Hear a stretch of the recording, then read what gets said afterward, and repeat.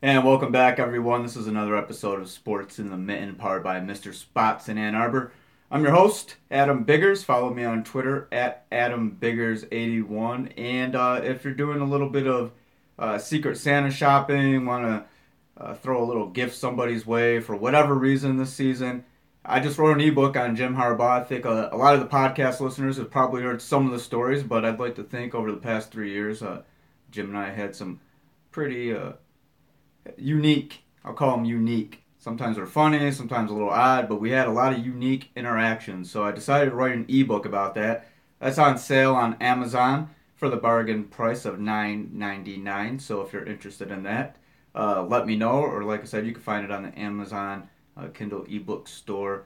Just Google Jim Harbaugh, or just in the search bar, search for Jim Harbaugh, and you'll find it. And I want to thank everybody. You know, the last week kind of launched a little GoFundMe thing. Not pushing it down your guys' throat. If you're interested in supporting the podcast financially, you're more than welcome to. If you want to do it via PayPal, if you want to do it via PayPal, just email me or message me on Twitter or whatever, and I'll give the address. But I don't want to just I don't want to post it all the time and just clog my Twitter feed with GoFundMe, GoFundMe, GoFundMe. So if you want to do it, great. I appreciate it. And like I said, a handful of people already have. If you don't want to do it, no problem. The podcast is free anyway. So I'm waiting for this to show up so I could get in the chat room here.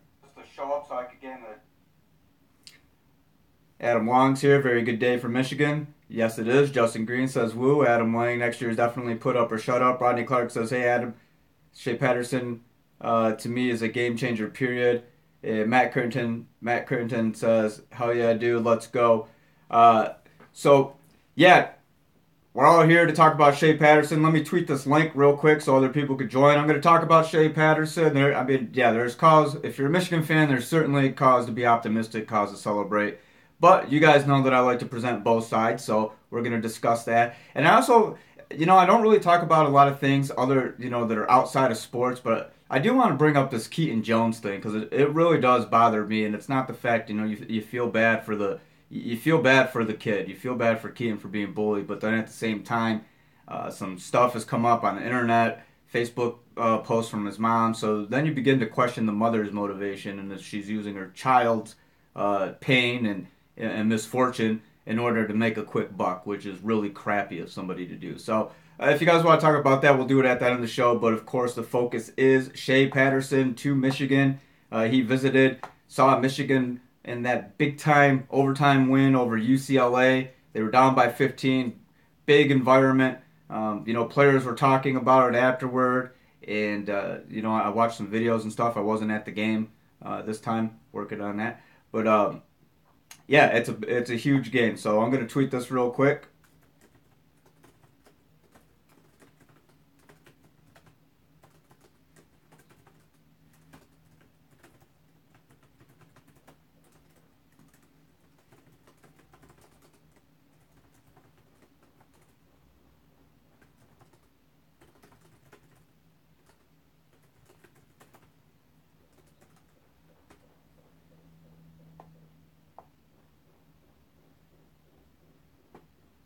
And you can hear the hammer. My neighbors are building something in their backyard. All right, I tweeted the link, so let's get into this. Alan Barganclaw says, hopefully this creates some recruiting steam for the cycle. Justin Green says, I still like BP to start, to be honest. Demario Vaughn, hey Demario, how you doing? He said, I heard his mom was a racist. Keaton Jones, yeah, I want to say that for that. It is a, I could think of all kinds of words that I would like to say about it, but I never, I never really had. What? Jeez, I'm losing my train of thought here. I'm losing the right word to say. I've never had a lot of respect for parents who pull this kind of stuff, and with social media, you see it all the time, and it's like it's really hard to identify, genuine causes, and that, I don't doubt that the kid was upset. He was crying, you could see that, but there's stuff too that suggests that hey, maybe everything isn't all good in the Jones household, and maybe the mother is a bully herself. So I'll definitely talk about that. So Adam Lane says, "Do you think Shea is one and done?" Well, no, Adam, and here's the thing, guys. He is not. He has not yet been cleared. Okay.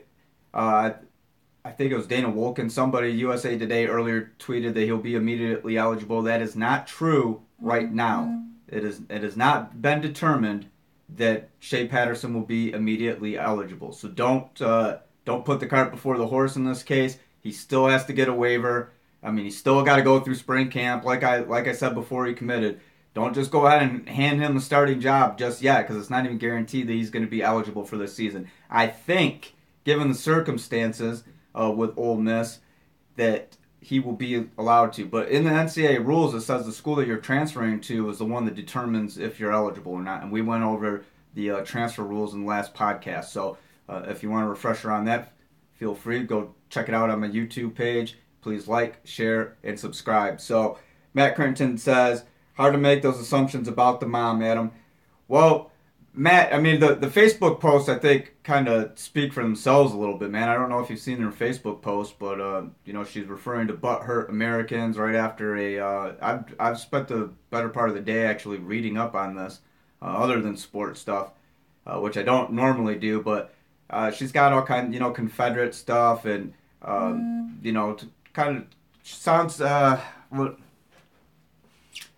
you got to call a spade, I think, sometimes. And I think that her behavior, her social media indicated before this, her feelings and things like that. She was used with an MMA fighter.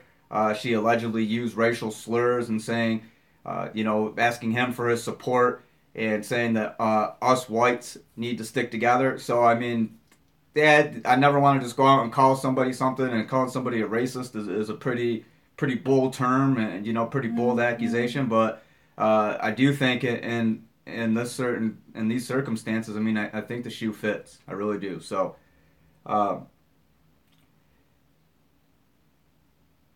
Matt Creighton have not, so I might be talking out of my. Well, no, Matt, Google it. I mean, I'm telling you, there's a lot of stuff out there that's showing that, hey, maybe this lady isn't as genuine as people want to believe. And you see the outpour, all kinds of celebrities. I mean, Snoop Dogg said he's got a friend with Snoop, come out and hang out with me. All kinds of people invited him, people from like the event, Chris Evans, the actor, not the Michigan running back, invited him out for a preview, I guess, of the Avengers next year. All kinds of stuff, and it's like, it's great to see, and you're happy for that kid because you feel so bad that he went through hell, and people putting like lunch meat in his clothes and pouring milk on him and things like that. And it's just uncalled for. It's horrifying, especially if you're a kid, especially if you've ever been bullied or anything like that, or made fun of. I think everybody gets a little bit of that through school. I mean, my last name was Biggers. People, big ears. I guess I have big ears. I don't know.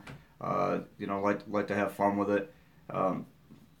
My brother actually had a little bit bigger ears, so it was worse for him. But, things like that. So, but, I don't know. Boys will be boys. Kids will be kids. I'm not saying that bullying in any form is okay. But what happened to Keaton, it sounds like just horrific, man. You really feel bad for him. But, I think that there is a lot more to this story. And she's asking for people to support her GoFundMe, which is, according to the MMA fighter, and I don't know his name, I retweeted the video, it's on my, he's a Bellator fighter, he was saying that she said, well, it's Christmas, she's a single mom, money's tight, and, he said that he wasn't with that, and then that's when she pulled out the, well, hey, us whites have to stick together thing, and then she asked him to delete that comment. He screenshot it and everything, so Google it, there's a ton of stuff on there, but let's talk about Shay Patterson. We're talking about Michigan football here. I'm getting all political and social and everything, and stepping out of my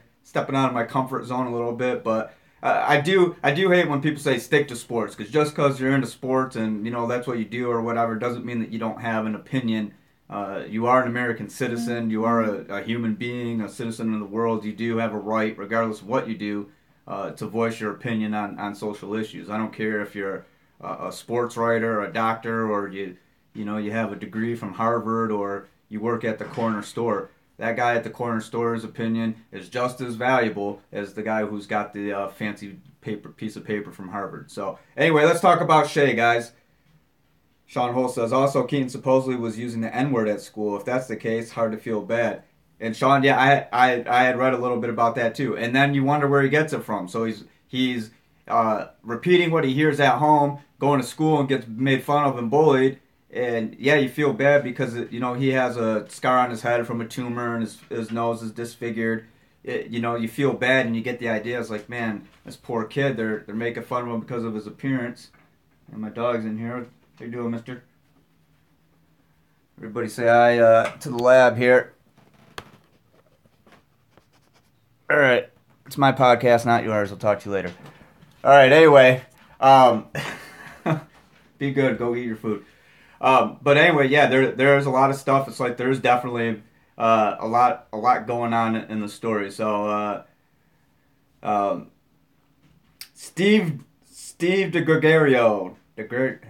I'm gonna get it right, Steve. I know you said call your degree, but I'm gonna get your last name right. One of these days, it's the last thing I do. He says, when is Shea appeal going to be done? That is key too. Well, I think that it has to be done before the start of, or at least filed before the start of the winter semester. I don't know about the exact timeline when it's going to be done and when it has to be done, but it has to. Michigan has to be satisfied by all the requirements, eligibility, academic, and everything like that, waiver process. So it is a bit of a process. I don't know the exact timeline for all the details right now, so I can't tell you that. Demario Vaughn says you don't need a mobile quarterback for Harbaugh's offense. You need a pocket passer. I think Shea's a little bit of both. He's got a good arm, but he is known. I think what that video everybody tweeted of him running around like a madman, and that's the mobility. That I don't think that I agree with you, Demario. I don't think that style, but I think that when it gets down to the nuts and bolts of it, Shea is a pro style quarterback. I don't think don't classify him as a dual threat. He's just athletic and mobile, but he is a pro style quarterback. He is a pocket passer. Owen Schuessler says, I like Ty Isaac, but I'm hoping to see more of Walker. Well, Ty's done at Michigan. This was his final year, so I imagine you will see more of Kareem Walker going forward. Adam Lang says, the thing with Shea is that even though our offensive line is bad, he can extend plays. Steve Degrees says we need a quarterback that can extend plays. Adam Lang says Ole Miss offensive line was a little suspect when I watched them play. Taylor Bush, and he says at DeMario, it's not the point of being a pocket passer or not. The offensive line couldn't pass pro last year, and it got Spate and Brandon Peters killed. Shea brings another dynamic to escape that. Real quick, guys, I want to go over some numbers. These are Shea's numbers from last year, or this season, rather, the 2017 season. 166 completions, 260 attempts, 63.8% completion percentage, 2,259 yards, 8.7 yards per attempt, and 17 touchdowns, 9 interceptions, 151.5 quarterback rating. So what I'm looking at, 17 and 9 right there. So 17 touchdowns and 260 attempts. Brandon Peters had 4 touchdown passes in 64 attempts. His yards per attempt, 7.6 yards. No interceptions. So it's a very small body of work compared to what Shea has done in 7 games. What Shea had done in 7 games before he suffered that knee injury to LSU this year. And then what he had also done a little bit as a true freshman in 2016. And he started 3 games, 72 for 132, 54.5 completion percentage, 880 yards, 6 touchdowns, 3 interceptions. So even that, if you compare what he did his first year, even his numbers are a little bit better than Brandon's. He had 8 more, or not 8 more. He had roughly twice as many attempts. I was getting completions and attempts crisscross there. So he had 132 attempts his first year where he saw some action. And again, that was 3 starts, 880 yards, 6 touchdowns, and 3 interceptions. In the 3 interceptions, I didn't watch the film. I don't know were those bad routes. Was it a tip ball? It's not like, I think a lot of people look at interceptions and kind of like to classify them all as, well, that was all on the quarterback, and that quarterback just threw a bad ball. Sometimes there are other circumstances. It was a bad route. It was a tip, that kind of stuff. So, and to me, that matters, and again, like if you look at a lot of people, people who are I don't think there are necessarily any Shea Patterson detractors, but I think there are people. There's two sides. People who are rah rah. Shea Patterson is the second coming. This guy national championship, Big Ten favorite. He's gonna win the job. Michigan's back. Then I think there are people who are a little bit more in the middle, are saying, well, hey, yeah, this kid's good. Michigan recruited him for a reason. He was a top-rated pro-style quarterback in 2016. Brandon Peters was like number 5 or number 6. I think it depends. Five or 6 on 24/7. I think he was number 8 in Rival, something like that. So you have 2 top 10 quarterbacks of their class right there, and and Dylan McCaffrey coming in. And I think there's people who are saying, okay, well, hold on. Yeah, Shea's got the numbers. Shea's done some things. But Michigan still has some pretty talented quarterbacks, and Brandon Peters and Dylan McCaffrey, young guys with potential. And that's where I'm at. I'm more in that area as opposed to the people who are already claiming, victory, 2018 Big Ten title, and playoff bound for Michigan under Shea Patterson. I think that it is important to really kind of look at things a little bit closer rather than just jump to a conclusion. But I do get it. Michigan fans want some good news. Michigan fans have been frustrated with the quarterback scenario for a long time. Not just during Jim Harbaugh's tenure, not just during Brady Hoke and Rich Rod. I mean, we're talking Michigan has not had a true. I mean, I thought Wilton Speight, when he was healthy, he was on his way. But Michigan has not had a true, consistent, long-term, pro-style star since Chad Henne. And let that sink in for a little bit. 10 years. It's been a decade since Michigan has had a really solid, reliable, pro-style quarterback who stays healthy and gets the job done. And that guy was Chad Henne. So, again, guys, I wanted to go over those numbers. And I also do want to go over what Michigan has coming in the 2018 class quarterback-wise, too, because I mean, I don't expect either one of them to be a huge factor. I do think it's going to come down to Brandon, Dylan, and Shea. Back to the questions. Amir L says, fan base needs to curb their enthusiasm, taking one step at a time. I agree with you 100%, Amir.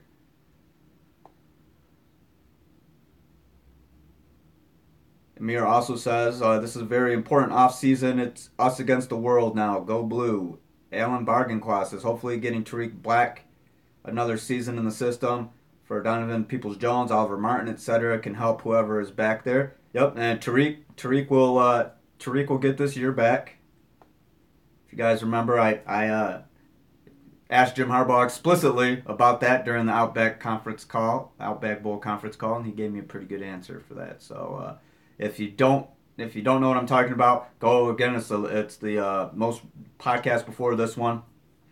I played the audio for you guys, and again, I even mentioned that in the ebook, so I'll plug that again one more time. It's called "Sorry, Not Every Answer Is Going to Be My Best: Me versus Michigan football coach Jim Harbaugh," and it's available on Amazon for $9.99 ebook, Kindle. I don't know how many of you guys are into that. It takes a long. One of my goals is to write like a paperback at least. I do want to write a book. I think that would be fun. I think it'd be a challenge. But I wanted to kind of get my feet wet a little bit with the ebook. You gotta crawl before you run. So, Michael Allen says, do we know any more about the safety and receiver? I've been gone a while. The safety, Deontay Anderson, and the receiver, Van Jefferson. Michael, according to what I'm told, and you guys know that I don't say or I don't tweet anything that I don't believe has truth behind it, or if it's true. I'm expecting Deontay and Van Jefferson to come, and actually, I think it was Kyle, and I did not shut off my notifications. I'm getting a phone call from Clifton, New Jersey. I've been getting like a lot of scam calls lately. Be careful of those guys. Tech companies don't call you. The IRS is not going to call you and tell you that you have a warrant. I got one of those calls the other day. They said I had a warrant, and I played along with it for a long time, and then I played the Home Alone scene when he was watching Dirty Angel. And sorry, that kind of should have shut off my notifications. Anyway, Steve Degree says, I'm with you, DeMario. I want best guy in. This helps from competition standpoint. May the best man win and win for us. Guys, it's going to be a heated competition. It's going to be a heated competition. Anybody who thinks that Shea Patterson's just going to waltz right in here and Jim Harbaugh is going to say, "Hey Shea, how's it going? Here's a starting job. The offense is yours." You're sadly mistaken. It is not going to work like that. It is not going to work like that. Adam Lang says, "Life advice from Adam Biggers." Yeah, maybe I start another podcast. Adam on whatever, because I have an opinion about everything. Whether it's an opinion that people agree with or want to hear, I don't know. But I do have an opinion on everything. And right now, with it being the holiday season, it's scam season. So nobody, I actually looking for a job. I'll tell this story real quick. Got an email and they were saying, "Oh, well, I filled out a job application for something else, and now you have to be more careful what you're filling out online because these might not just be jobs. It's a scam to get your information. So it might not even be a real job." And anyway, they sent me an email back and said, "Well, we're sorry that the position's full. Didn't say the company name or anything, but we want to offer you a personal assistant job. And what you'll be doing is you'll get sent a budget, and you got to go buy these stationary items, and you mail them and stuff. It's money laundering. It's money laundering, and the client's out of the country, and you got to do a shopping. It's total BS. Don't fall for it."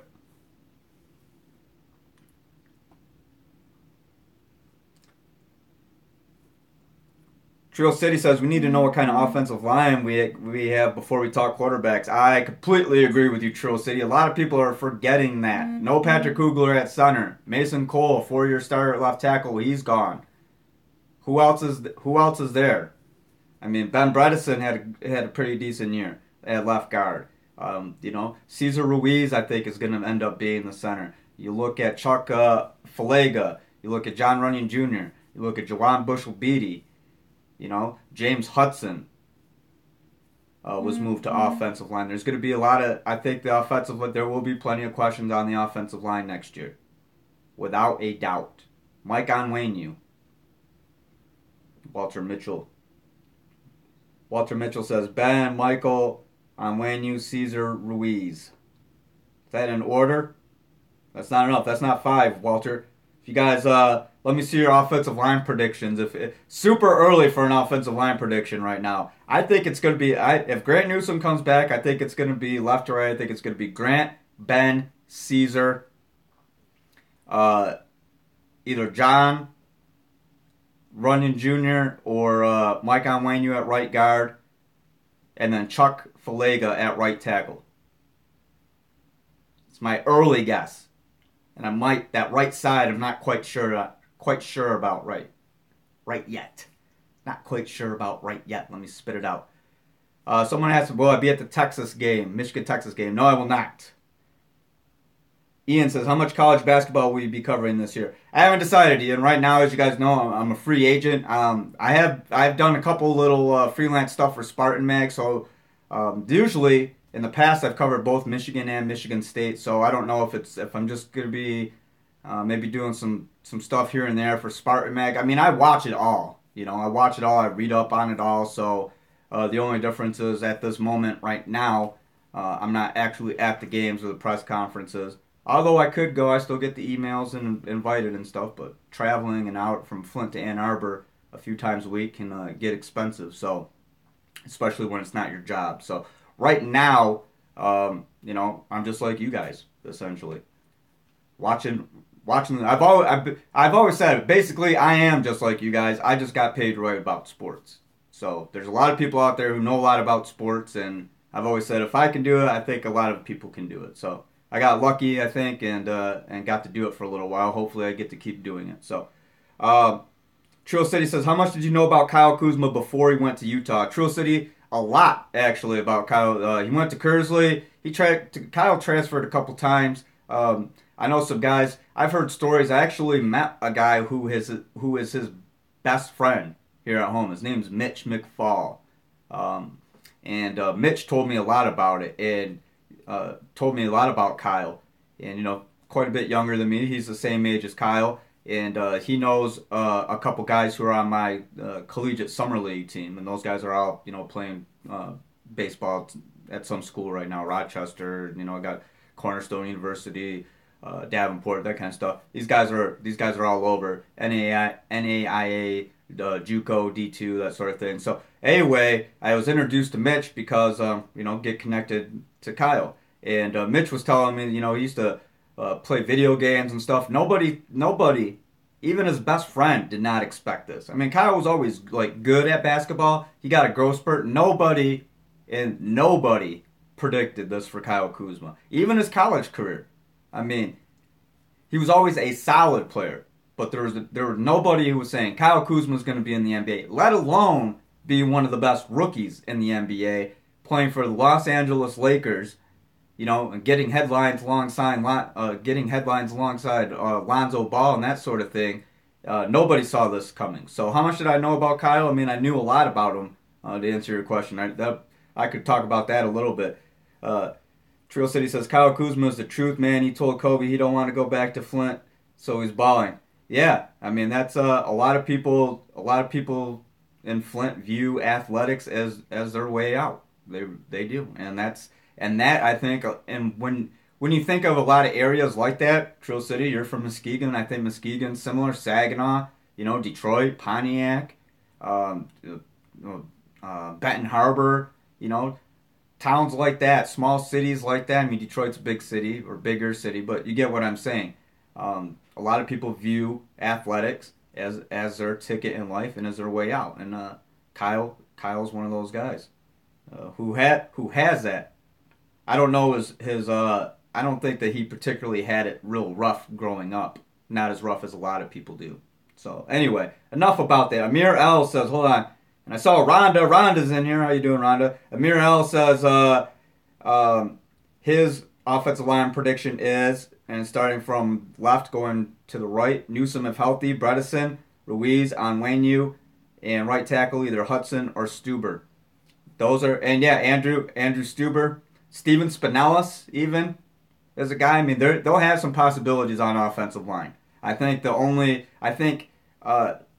you want to say that they're sure guys, I mean, Bredesen, and then if Newsome comes back healthy, and then probably Cesar Ruiz. I mean, I think 3 of the 5 are pretty much, I don't want to call them locks, but those are, if I had to assign leaders or rankings or whatever, I'm going to pull a Chat Sports. I'm going to say if Grant Newsome's healthy, it's 4 Harbaughs that he's the left tackle. How's that? So, yeah, there'll be a lot to talk about. And again, that was a great point. You got to look at the offensive line just as much, if not more, before you start talking about the quarterback.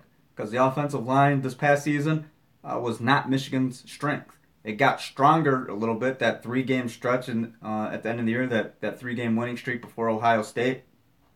There was some progress there. Angelica Campos says, I love your show, Adam. Better and more accurate than the Chat Sports. Well, I appreciate it, Angelica. Thanks for watching.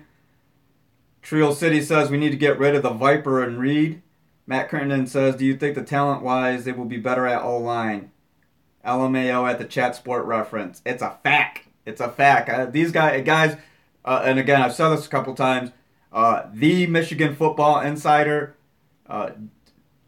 you could, strong argument, Sam Webb. When I think of like the Michigan Football Insider or somebody who deserves that title, to me, that's Sam Webb. Anybody not named Sam Webb, I don't think. And Angelique Shangelis, Angelique's plugged in too. There are a lot of people who are plugged in. I mean, I have pretty good resources and things like that. But to call yourself the Michigan Football Insider, especially when there's people who've been covering the Wolverines for 20, 25 years, is disrespectful. That guy has never been at Michigan, never set foot, never had a credential. Chat Sports will never be. I'll put my personal guarantee on this right now. Chat Sports will never have a credential at Michigan, ever. My dog has a better chance. Both of my dogs have better chances of getting a credential from the University of Michigan than the Michigan Football Insider, James Yoder. And that's a fact. All right. I'm going off on a little tangent right. Andrew says, I love Angelique. She's dope. Angelique is dope. I'll let her know that you think she's dope. She'd appreciate that. She went to a Green Day concert. I think it was last summer. So, I agree. Angelique's dope. Rhonda says, I know more about Michigan Chat Sports. Ask Adam. Rhonda, absolutely. If there's and I'm sure a lot of you guys are out there that know more and know more and follow more credible sources than it. Don't get caught up in all that stuff. They like to pass it off as their own, real vague.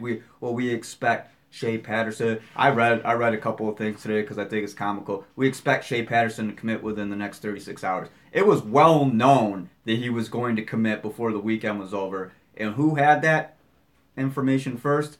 That was Sam Webb. His gut feeling.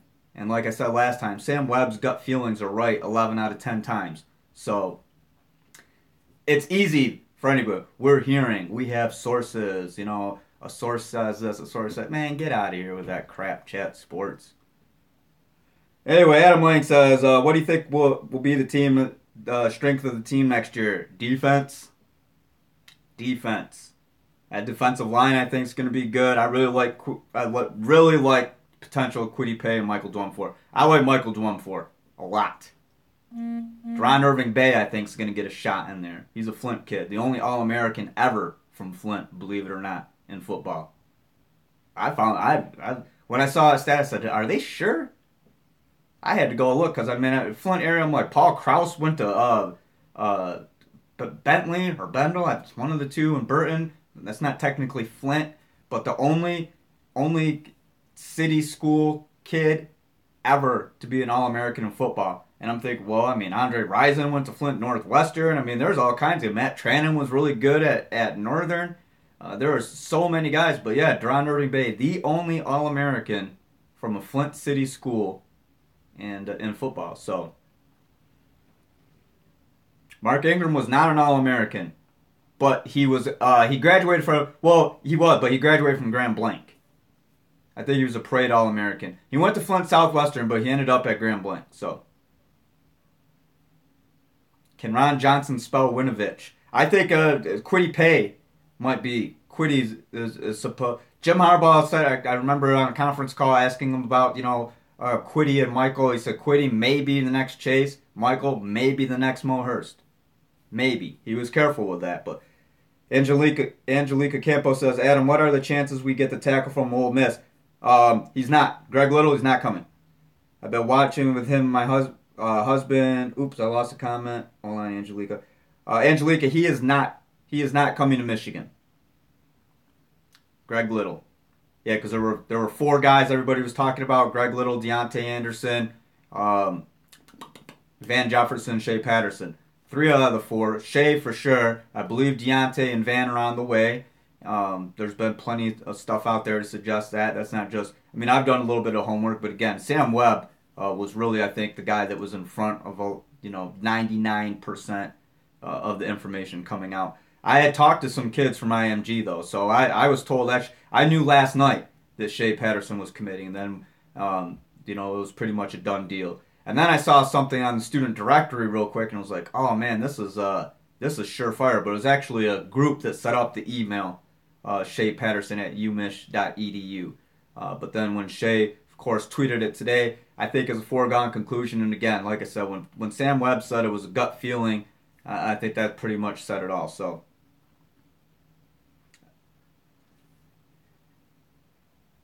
Trill City says, Chat Sports, I thought it was official, but seems second, third-hand news. And Trill City, it's easy, and especially, on YouTube. They have graphics, and I watched their podcast for a couple minutes. They'll dress up. Here I'm in a scrub. I'm in some long johns and a cap and, a little shirt, whatever, and doing it in... they actually commented on one of my videos, and they said that kid's mom has a messy basement. And I said, this isn't a basement. This is my little office room, and I actually kind of like it, okay? So, and then they said... check out our podcast. We get 50 million gajillion hits, and they do. They get a lot of hits, but they're deceivers. Wolves in sheep's clothing. They misrepresent themselves. They are not in tune with anybody. Ask any legit Michigan beat writer, and they'll tell you. I think someone tweeted me the other day. They were talking about a 97-1, the ticket. Talking about how notoriously bad Chat Sports was. And again, Chat Sports is the same outlet that said that Michigan players got high, saying they were smoking weed before they lost to Appalachian State. A former player said that. Then they said, well, we'll reveal who said that. They never went back to it. They never owned up to it. They just throw it. If it sticks to the wall, And then people run with it. So, yeah, Walter Mitchell. Sam had this over a month ago. Yeah, Sam's been on this. Sam's been on this. Walter Mitchell says Sam Webb, Steve Lorenz, Angelique. They do a job that's respectful and accurate. Believe Sam first, and the rest. Yeah, Steve's really good when it comes to the recruiting stuff. The 24/7 sports guys, or 247. I think it's 24/7. Those guys are really good. Again, you're not if there's breaking major news, and I think I went over this in the beginning of the season in terms of who to follow. If it's not somebody, and I named off everybody that I know that's there, everybody that I know that's credible and does a good job. Chat Sports is not in that realm at all. Scout and 220. Yep, they did. It's about a month ago. I actually remember talking to Sam about that at one of the availabilities. So, Michael Allen says, "What do you think about Michigan basketball? If we could beat Texas, I think the sky's the limit." Michael, I think Michigan basketball is a work in progress. I do think the Wolverines will be a tournament team this year. I really do. I believe in John Beilein. I think that his track record has proven to be more than sufficient. There's enough evidence there. John Beilein can coach. This team's just going to take a little bit of time. Mo Wagner, Charles Matthews are the keys, I think. Xavier Simpson. Those are key guys. Those are the guys who have to be on all the time. And if not all three, at least two of the three. Two of the three have to be on all the time. And then you look at, guys like Jordan Poole and Eli Brooks, and, they're coming along. It'll be a work in progress. John Teskey, Austin Davis. I like the possibilities with the front court. I really do. And I think in the past 5 or 6 years you've seen, because Staples are really good John Beilein teams. If you go back to like West Virginia, had a pretty good front court. Even his earlier teams at Michigan, you had outstanding rebounder Jordan Morgan. I think that Michigan's front court is going to get it's a good mix. It's a good mixture. I like the personnel that Beilein has. It will be a work in progress. Again, it's not to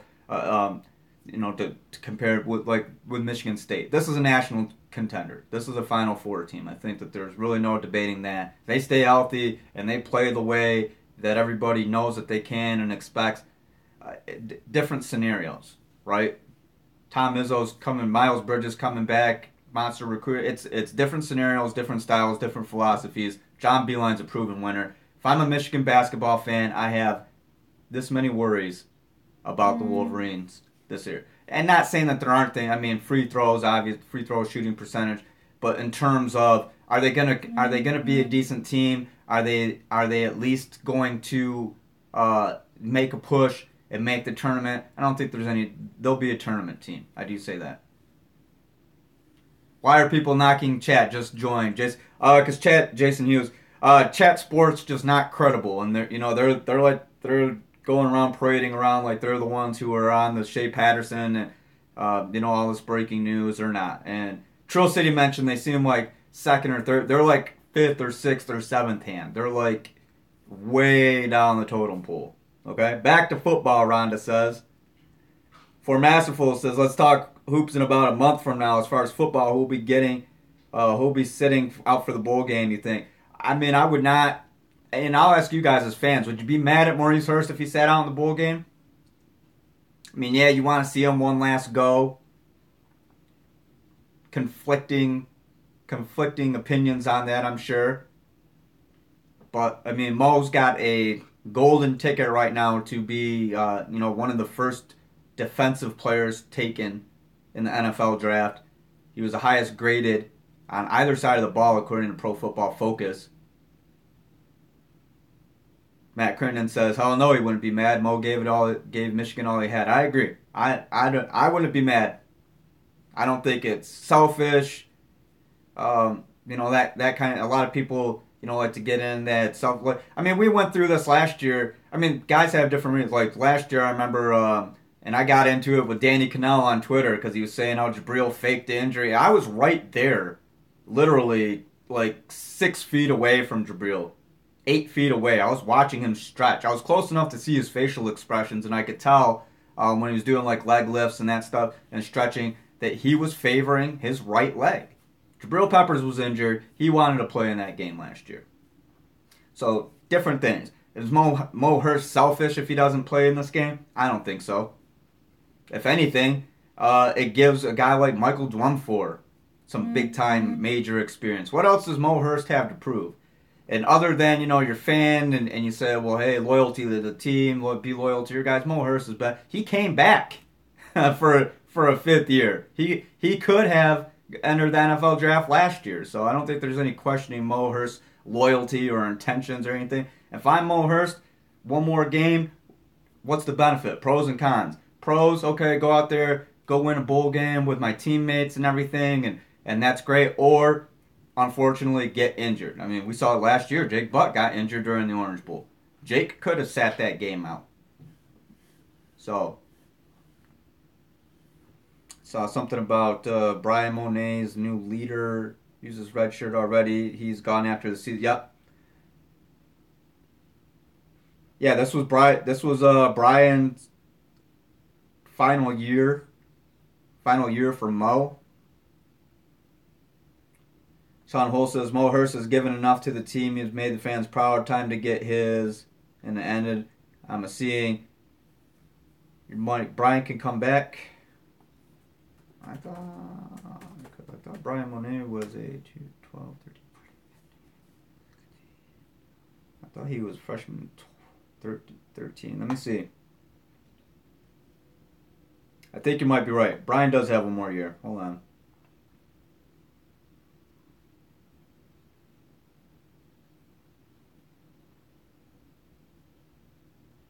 Yeah, because he redshirted his sophomore year. Yep, so Brian does have one more year. Because I knew he was a senior this year for a sec. You're right.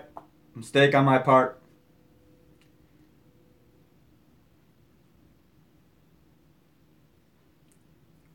For Masterful says he's cool with her sitting out. Tim Beck says, Trill City, he's not a fifth. Yeah, no, next year Brian will be a fifth-year senior. Angelica Campos says, didn't Brian Monet get him a... Yes, he did. His sophomore year, 2015. I was forgetting that. Yeah, he is. Yep, he is, guys. He is. I jumped the gun. I forgot the 15. And that was actually when Jabril Peppers accidentally, it was during field, I remember, when Jim Harbaugh was telling us about it. It was freak injury, freak accident. It was during special teams. I believe it was during field goal block, and Jabril Peppers accidentally stepped on Brian Monet's leg. God, Adam, you suck. Fake news. That's Matt Crittenden. Trill City says, salute Adam. Thank you, Trill City. Yeah, for Masterfuls, he's been injured twice. Brian, yeah, he has. And I remember talking to him because when he was fully healthy, I remember at the beginning of this year, he was so, and last year, he was just so happy. Brian Monet is a guy that if you've ever met Brian, real nice guy. You know, you hear the term like gentle giant all the time. That's Brian Monet for sure. And I remember I was talking on the side with Greg Fry a little bit because I was planning to do like this big feature on Polynesian influence in football. Unfortunately, I didn't get a chance to do that, but I was talking with Greg Fry about it, and he had a lot of great things to say about Brian Monet. He was talking about how Brian was interacting with his son and just what a nice guy he is. And I mean, I've talked to Brian several times, and Brian is. Guy just wants to go out and play football. That's all he wants to do. Michael Allen says, even notorious Harbaugh hater Feinbaum says Michigan is a title contender if Shea plays next year. Wow, that's big time. That's a big statement from Paul. I can't go that far. I cannot just automatically say that Michigan is a title contender with Shea Patterson. There's too many variables, I think, on the offensive line, and I mean it's a group that was 8-4 this year, maybe 9-4 after the bowl game, or 8-5 after the bowl game. We don't know. I think it's a little bit of a stretch. I think all of a sudden to say Shay Patterson, with Shay Patterson, they're going to be a national contender next year. I do think that's a stretch. Trill City says Brian Monet wins, then he wins for all of his losing teammates. What do you mean by that, Trill? Angelica says, Angelica Campos says, she saw Feinbaum tweet that. Trill City says, rat poison. We're not saying that yet. Trill City, you lose me with some of your comments, man. I don't know what you're talking about. Angelica Campos says, let's start with the Big Ten title. I agree with you, Angelica. Again, you gotta crawl before you run, right?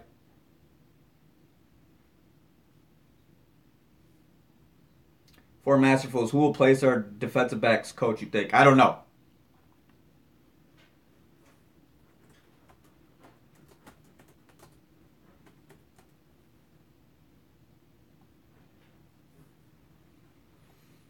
Feed's being slow right now.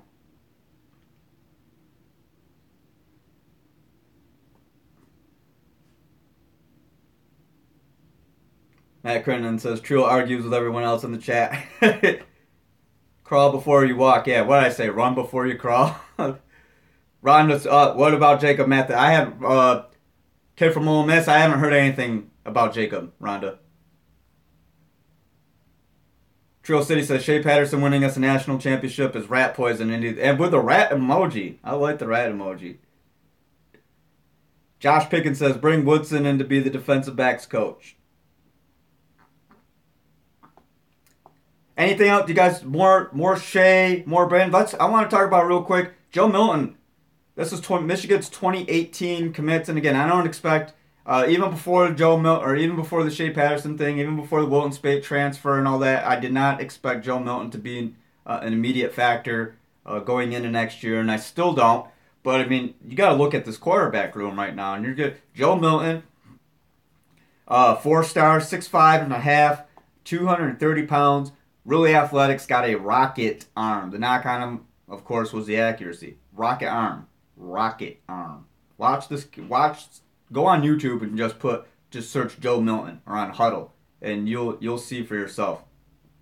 Kevin Doyle, he's 3-star, 6'4", 210 pounds. He's out of St. John's College High School in Washington, D.C. Joe Milton out of Olympia in Orlando, Florida. And then you have, like I mentioned, Dylan McCaffrey, Brandon Peters, Shea Patterson. Shea, Dylan, and Brandon, 3 of the biggest names in 16, 17 recruiting classes when quarterbacks are concerned. That is, on paper, according to their recruiting profiles, I mean, that's a stacked room.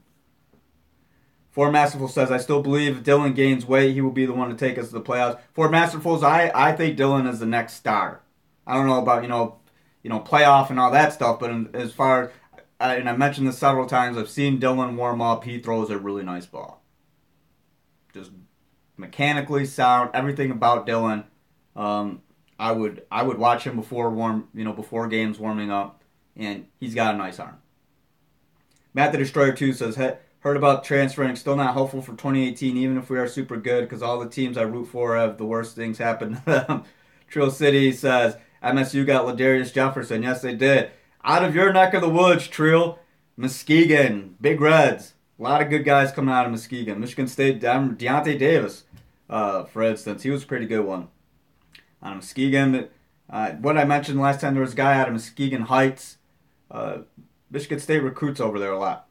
MSU is young like Michigan. Yeah, Michigan State is young. 72 or 73 players, sophomore or younger, after the seniors graduate. Let that sink in a little bit. Steve DeGree says McCaffrey has the intangibles too. He's a McCaffrey. You cannot discount the genetics. The McCaffrey genetics, can't do it. I agree with you, Steve. Michael Allen says, read a tweet that says Brandon Peters' dad said Brandon is not going anywhere. That's great news. Let the competition begin. Yeah, I didn't expect it. And, people are going to, somebody's going to leave. There's going to be a quarterback. Brandon Peters, it was Harbaugh's first true, that was his guy, right? I always said, okay, well, Wilton Speight, you could consider him a Harbaugh guy de facto because they got close and all that stuff. And Jim had confidence and, so on and so forth. But Brandon Peters, Zach Gentry, but I think the intent the entire time was to convert Zach to a tight end. I think quarterback was maybe discussed a little bit, but I think using him as tight end was always in the picture. And I remember when I was told, hey, Zach's practicing at tight end, so that eliminated him That was 2 years ago when he started practicing at tight end. So that eliminated him from the quarterback pool. But again, Brandon Peters, people were so high on him and with Dylan, and I get a bunch of tweets that are like, well, now it's Shea. All of a sudden, Brandon Peters and Dylan McCaffrey are garbage, and Shea Patterson is the guy now. My whole thing, don't forget about Dylan. Don't forget about Shea. So, guys, we're going on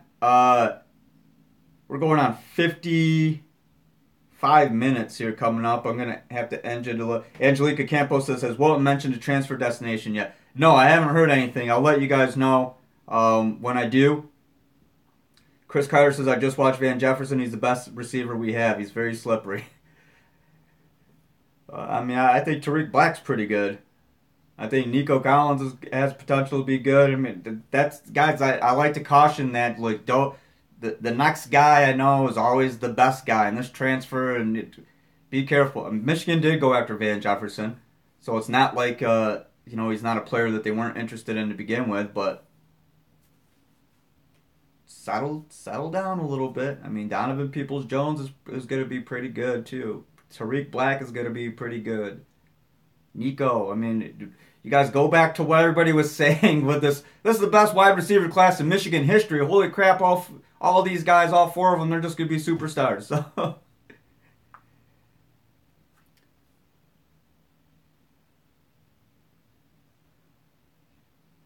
Michael Allen says, that's disrespectful to DPJ and Tariq Black, man. Steve DeGree says, I like Black, DPJ, Collins. Watch out for Nico. Yeah, I mean, Michigan's there. Again, guys, I mean, Van Jefferson is not going to all of a sudden become Michigan's best receiver. Don't forget about the guys that were already there. Same thing with Shea Patterson. Don't forget that Michigan already had really good recruits at quarterback and wide receiver, right? So Chris Hawk, the podcast design, the t-shirt designer, love that design, Chris. Appreciate it. Says, I'm cautiously optimistic of the Ole Miss transfers, and that, I think, is a good way to be. Ethan Legena says, DPJ is just too raw. He'll pan out. Yeah, give him some time. Give him some time to put on some weight, strengthen up a little bit. I think DPJ is going to be just fine. Angelica Campos says, the question is going to be, will we run more shotgun with 4 wide receiver sets with those receivers? Now, that is something that I imagine that they'll discuss. I mean, you have to understand, Harbaugh has certain offensive philosophies, driving no pep, but at the same time, they're going to cater to, I think maybe, if not cater, and I mentioned this about Will and Spay, if not build it around him, cater to him. They want to put their guy in position to be successful, right? So if Shea is most comfortable shotgun, 4 wide receiver set, if Brandon is comfortable with that, if Dylan's comfortable with that, then maybe that's what they go with. So this is all stuff, guys. I don't want to get too far ahead of ourselves here. This is all stuff that, more will come out in spring ball and more things, as far as details and schemes and things like that. But again, spring ball is not the tell-all because for everybody who crowned Brandon Peters the undisputed champion in spring and the sure starter for 2017, I think are kind of eating their words a little bit. Time will tell. I hate that. It's a cliche. Wait it out. We'll see. It's true, though. It's a process. Big Bubba Blue. How you doing, Big Bubba? He says, hopefully the old line bulks up or none of the quarterbacks will be good.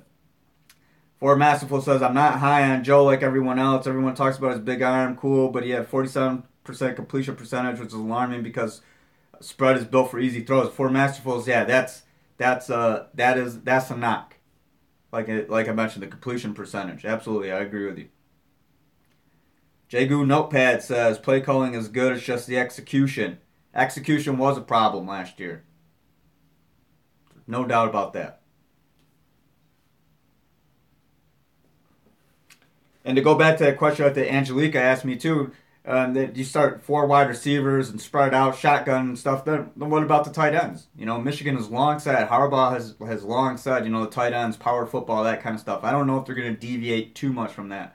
If Shea, if Shea, Brandon, and Dylan, if the call calls for it, if there's a reason to change it up a little bit, cater to their strengths. Of course, I could see coaching staffs do that. Good coaching staffs do that. They adapt with their personnel, vice versa.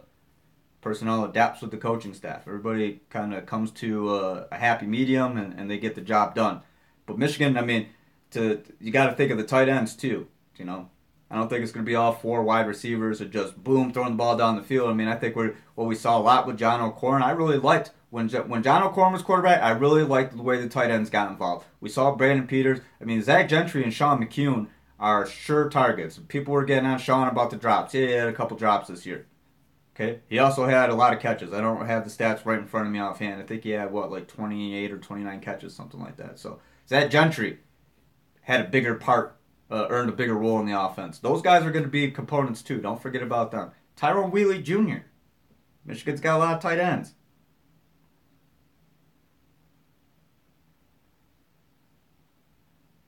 Trill City says Marcus Ray is a hater. He on Spartans podcast dogging Michigan. I've talked to Marcus. Has been on my podcast before. I've sat by him in press conferences a couple times. Marcus and I have had a couple conversations. Marcus Ray is outspoken, and he's not afraid to tell you about it.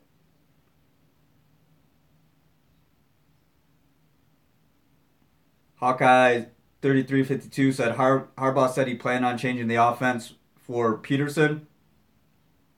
Hawkeye, where did you read that? Because I'm not saying I don't believe you, but I haven't seen that.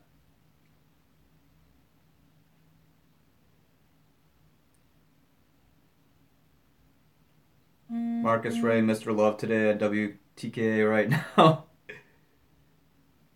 For Masterful says Marcus just keeps it real, man. I like it. He does. Marcus, if you ever get the opportunity to have a conversation with Marcus Ray, I highly recommend it. Rhonda, what do you think? Yeah, guys, let's end it on this because we're going for almost an hour now.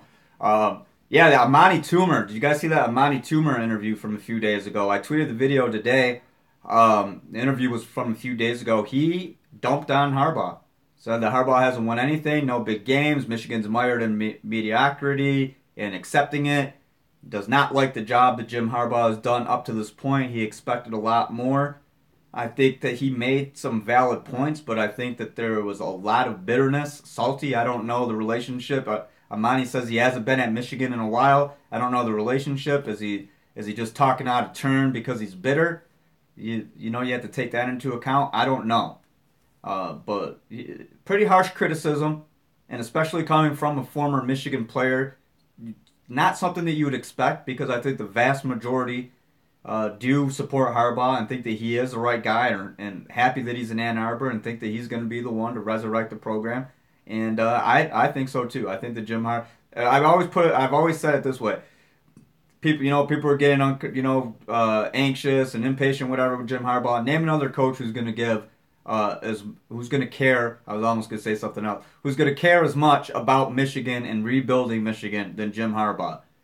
Name another coach who's going to look at it as more than a job. Jim Harbaugh.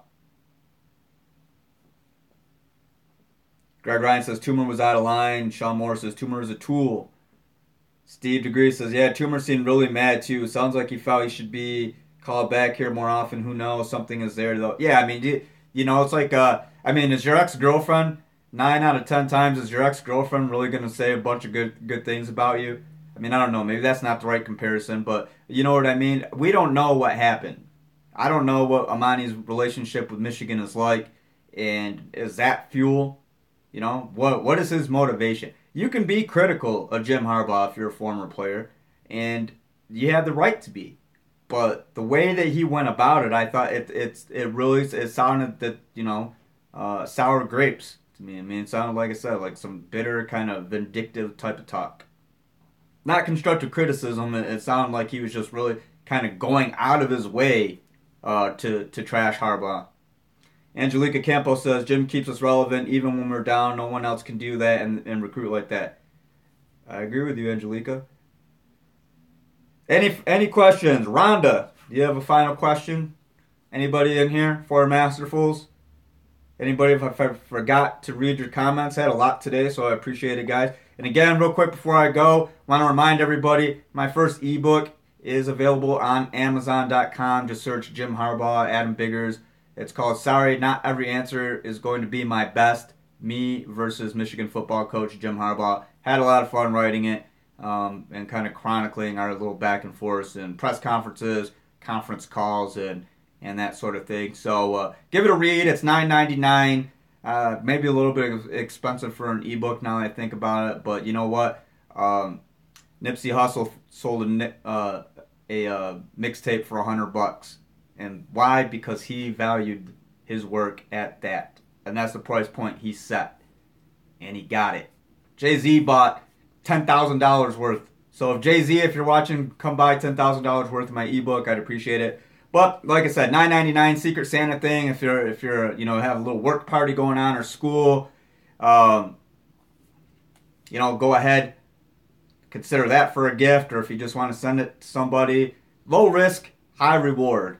I can promise you this without giving it away. It is entertaining. Do narrate a little bit, let you guys know what I was thinking between those. And I think it's something that Michigan fans would enjoy reading. Kind of shows his personality a little bit too. So that's on my Twitter. I pinned the tweet there. My Twitter, at AdamBiggers81. The link to my free agent blog's on there as well. Follow the podcast at Mitten Sports MI. Search on Facebook, like Sports in the Mitten. And don't forget to like, subscribe, and share this YouTube channel. And again, I want to thank everybody. Again, if you're interested in the GoFundMe campaign or PayPal, if you would like to join the Sports in the Mitten telethon and contribute, much appreciated. Contact me if you'd like me to. If you're interested in that. Like I said, I'm not going to spam.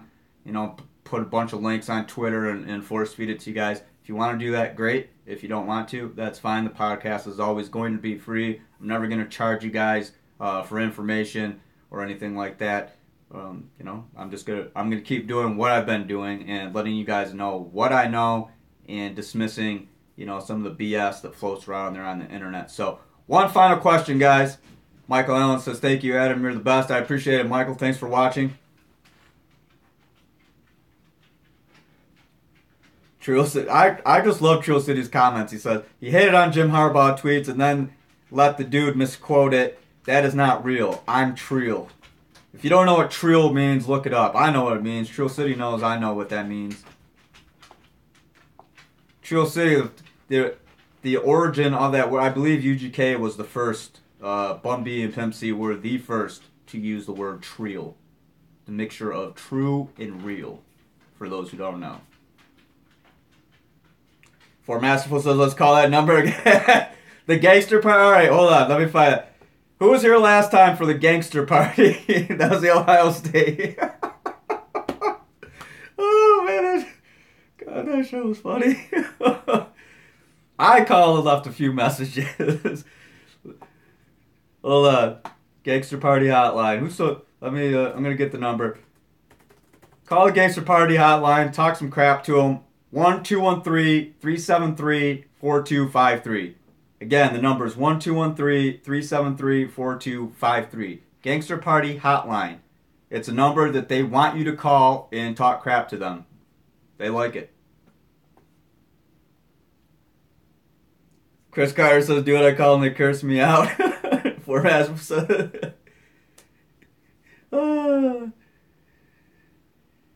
yeah, that was I feel like that was the highlight of this season, wasn't it? As far as like the podcast stuff, I mean, we talk about sports and I love answering you guys' questions, but as far as like a joint effort, a team effort from me and all you guys, I know I called. I know a few of you guys called. It was funny.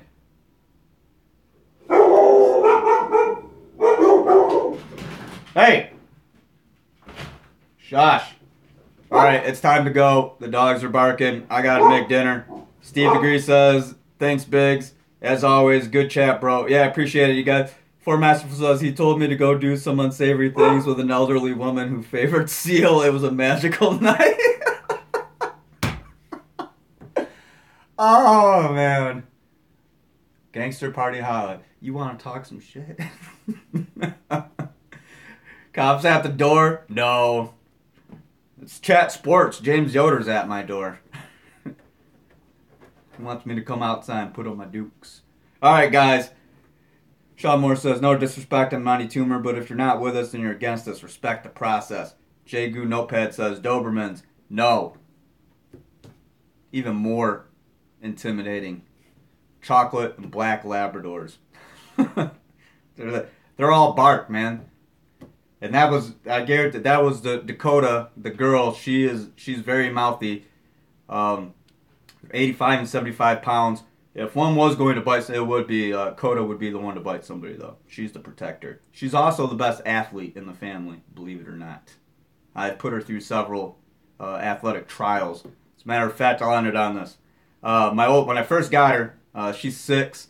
When I first got her, she would fit in the pouch of my hooded sweatshirt, and there was a hill by this apartment, because I lived in an apartment for a year before I moved here. So they've been in this house now for the past 5 and 6 years. But when they were real young, I was living in an apartment. So had them both since puppies. Anyway, there's a hill at the school called St. Pius in Flint, and right on their football field. And there's like a big hill, and she'd run on the side of it and run alongside me, and I'm running as fast as I can. And eventually, and I'm pretty quick, and eventually she got faster than me. And then I remember one day, as we're running, I'm ahead of her. She's running behind me and jumps off the hill over my head onto the ground. And that's when I knew. I'm like, I have a little athlete. I'm proud of that girl. Proud of that girl. All right, guys. Greg Ryan says Yoder was the one who reported the offensive scheme would change. Well, there you go, Greg. There you go. Jim Harbaugh telling Shea Patterson. And again, I didn't say that. I didn't believe. You didn't mention that. Now it's bull. But when you mentioned it, you didn't say where you heard it. I said, well, I don't know if I believe that. I haven't heard that. Now that you tell me who said that, that's bull. That is bull. None of that. I'm telling you guys, and I'm not trying to downgrade and, attack somebody for doing work and, trying to do it. But it's like trying to do a good job and then just trying to get clicks and create a little bit of buzz. That's totally different thing, and that's their style. That's what they do. That's not what I do. So I'm just correcting it. So, all right, guys, I'm gonna get out of here. Again, thanks for watching. Follow me on Twitter at AdamBiggers81. Check out my ebook on Amazon. Like Sports in the Mitten on Facebook. Search Sports in the Mitten. Like, share, subscribe my YouTube channel, and follow the podcast at Mitten Sports. I want to thank Mr. Spots in Ann Arbor, Tim and Keith, 808 State Street, MrSpotsAnnArbor.com. And that's it. I was like, do I have anything else to say? No, that's not it. That's it. Is that it? Is that it, guys? Did we get it? We got it? We got it. All right. I'm out of here, guys. I'm Adam. Enjoy the rest of your Monday night. Talk to you later.